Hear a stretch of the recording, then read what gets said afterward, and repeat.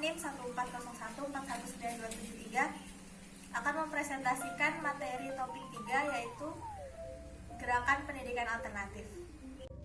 Peluang dan tantangan praktik homeschooling sebagai gerakan pendidikan alternatif abad 21 di Indonesia. Yang pertama, filosofi dan sejarah homeschooling. Sejarah awal homeschooling yang berkembang di Amerika Serikat pada saat ini dapat dirunut dari perkembangan pemikiran mengenai pendidikan pada tahun 1960, dipicu oleh pemikiran yang dilontarkan oleh John Holt melalui buku How Children Fail 1964. Terjadi perbincangan dan perdebatan luas mengenai pendidikan dan sistem sekolah. Sekolah sebagai pendidikan formal dinilai memiliki penataan kurikulum yang menyeragamkan materi dan gaya belajar anak yang sebenarnya beraneka-ragaman. Selain itu, kurikulum juga dinilai syarat dengan kepentingan politik penguasa. Di sisi lain, menyangkut perlindungan anak, sekolah dinilai tidak mampu sepenuhnya melindungi anak dari maraknya kekerasan dan pelecehan yang terjadi di lingkungan sekolah. Berangkat dari proses tersebut, homeschooling terus berkembang dengan berbagai alasan. Selain masalah keyakinan, pertumbuhan homeschooling juga banyak dipicu oleh ketidakpuasan atas pendidikan di sekolah. Keadaan pergaulan sosial di antara anak-anak dengan berbagai latar belakang di sekolah juga memberikan kontribusi, meskipun praktisi homeschooling pada awalnya dipersepsi sebagai kelompok konservatif dan penyendiri atau isolasionis. Pendidikan homeschooling secara filosofis dapat dinilai sebagai pembelajaran dan pendidikan yang memberikan kemerdekaan dan kebebasan pada anak untuk menyelesaikan masalah dalam kehidupan nyata. Selanjutnya yaitu faktor yang mempengaruhi keberadaan homeschooling. Yang pertama, kegagalan sekolah formal. Baik di Amerika Serikat maupun di Indonesia, kegagalan sekolah-sekolah formal dalam menghasilkan mutu pendidikan yang lebih baik menjadi pencetus bagi keluarga-keluarga di Indonesia maupun di luar negeri untuk menyelenggarakan homeschooling. Homeschooling ini dapat dilihat dapat menghasilkan bentuk pendidikan bermutu. Kedua, keanekaragaman kecerdasan. Jenis-jenis kecerdasan tersebut adalah kebijakan linguistik, kecerdasan matematik logik, intelijensi ruang visual, kecerdasan kinestik badan, kecerdasan musikal, kecerdasan interpersonal, kecerdasan intrapersonal, dan intelijensi lingkungan. Ketiga, tokoh hasil homeschooling. Banyak kesuksesan tokoh penting dalam dunia kehidupan tanpa menjalani sekolah formal juga menciptakan kemunculan homeschooling. Contohnya Benjamin Franklin, Thomas Alva Edison, K. Agus Salim, Ki Hajar Dewantara, dan tokoh-tokoh lain. Lalu selanjutnya fasilitas dan infrastruktur. Dewasa ini perkembangan homeschooling turut dihasilkan oleh fasilitas yang berkembang di dunia nyata. Ciri-ciri itu antara lain fasilitas pendidikan seperti perpustakaan, museum, institusi penyelidikan, fasilitas awamnya yaitu taman, stasiun, jalan raya, dan fasilitas lain yang di situ menjadi kelas dan tempat mereka belajar. Alasan homeschooling menjadi salah satu pendidikan alternatif di Indonesia. Homeschooling yang dipilih oleh sebagian masyarakat saat ini merupakan salah satu alternatif pendidikan yang berbasis pada keluarga. Homeschooling merupakan salah satu pendidikan alternatif yang dapat ditempuh untuk pendidikan anak maupun membantu penyelesaian masalah sekolah. Sebagai pendidikan berbasis keluarga atau PBK, orang tua bersama anak homeschooling bisa menetapkan tujuan-tujuan yang lebih sesuai dengan kebutuhan anak dan kondisi keluarga. Dalam hal ini dapat digunakan metode, pendekatan, dan materi belajar yang jauh lebih variatif dan beragam. Anak tidak hanya menjadi objek atau input yang dipaksa mengejar standar-standar yang ditetapkan secara eksternal, tetapi menjadi subjek pendidikan adalah faktor penting, bahkan utama dalam menjalankan proses.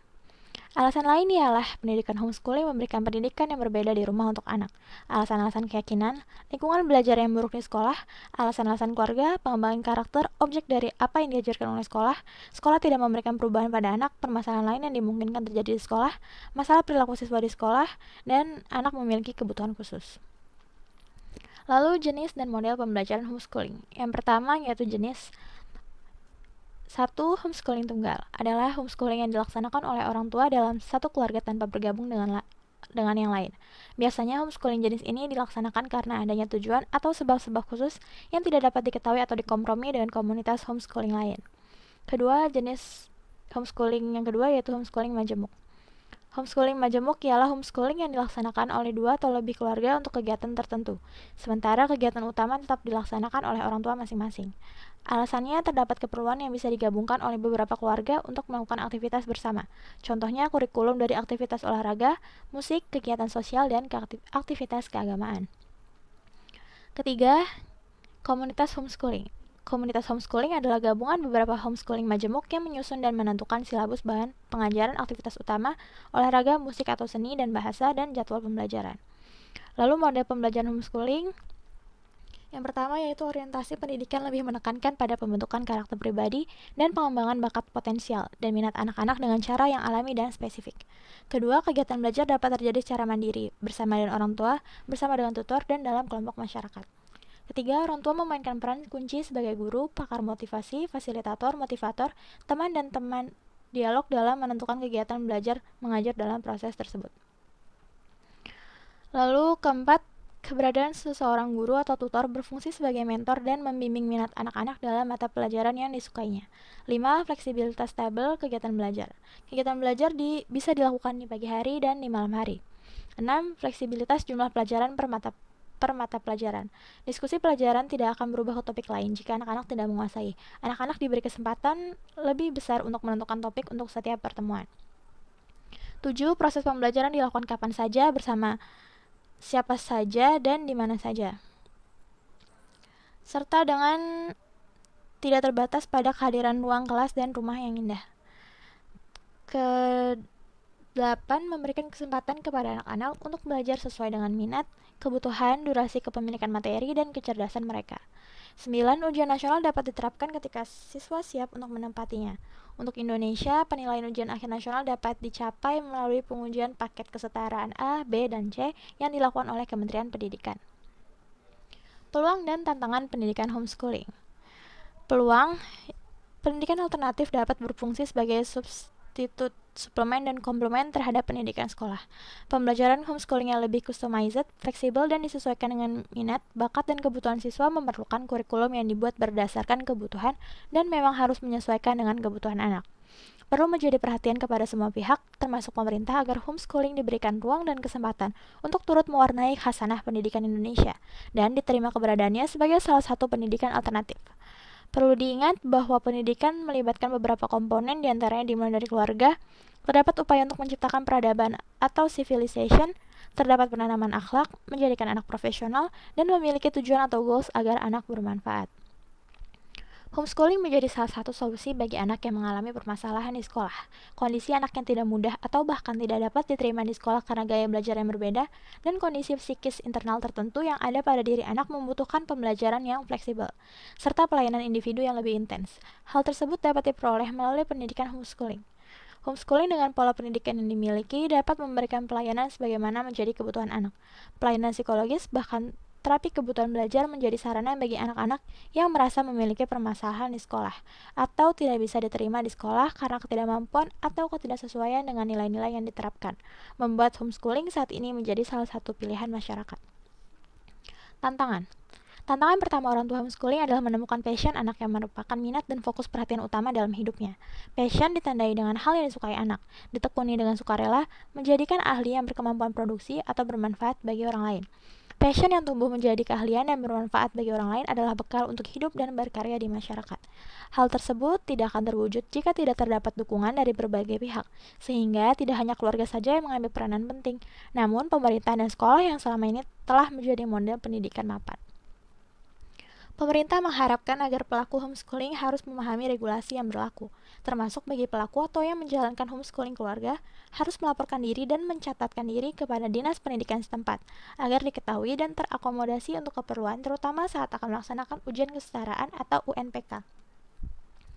Masih terdapat pro dan kontra dari pelaku homeschooling karena berbagai paradigma dan minimnya komunikasi secara terbuka antara praktisi homeschooling dengan pemerintah.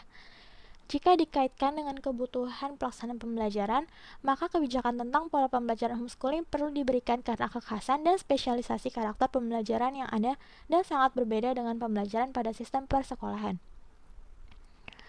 Berikutnya ada dampak positif dan negatif homeschooling. Dampak positif, pendidikan homeschooling ini adalah sarana pendidikan yang mandiri, pendidikan yang mengupayakan peserta didik belajar secara aktif dan memiliki pengendalian diri. Kedua, homeschooling ini merupakan pendidikan yang dapat menyesuaikan kondisi dan kebutuhan anak dan keluarga. Karena dengan sistem pengajaran yang terpusat pada seorang siswa, pembimbing mampu dengan mudah memahami karakter anak. 3. Peserta didik homeschooling bisa lebih mandiri karena anak didik cenderung belajar sendiri dan menemukan sesuatu sendiri dengan bantuan pendidik. 4. Peserta didik memilih apa yang disukainya dan apa yang tidak disukainya. 5. Homeschooling ini cenderung membuat peserta didik mampu menyesuaikan diri dengan orang yang lebih tua dan cenderung terlindungi dari pergaulan bebas atau pergaulan yang tidak sesuai dengan norma, karena peserta didik belajar tidak dengan banyak orang. Selanjutnya, homeschooling bersifat ekonomis, dapat disesuaikan dengan kemampuan keluarga, karena segala biaya dan kebutuhan diatur oleh keluarga itu sendiri, sehingga keluarga dapat menentukan apa saja yang mereka perlukan. Homeschooling tidak menuntut orang tua untuk serba tahu, karena pembelajaran homeschooling dapat dilakukan di mana saja, kapan saja, dan dengan siapa saja. Anak dapat belajar tentang sesuatu yang ingin diketahuinya dengan mencari tahu hal tersebut sendiri maupun dengan bantuan orang lain. Selanjutnya yaitu dampak negatif. Yang pertama, peserta didik dari homeschooling ini harus memiliki komitmen yang kuat antara siswa dengan pendidik tentang apa yang akan dipelajarinya. Waktu-waktu dalam pembelajaran kapan saja, sarana apa saja yang diinginkan, situasi apa yang diinginkan, metode seperti apa yang disenangi peserta didik, dan lain sebagainya.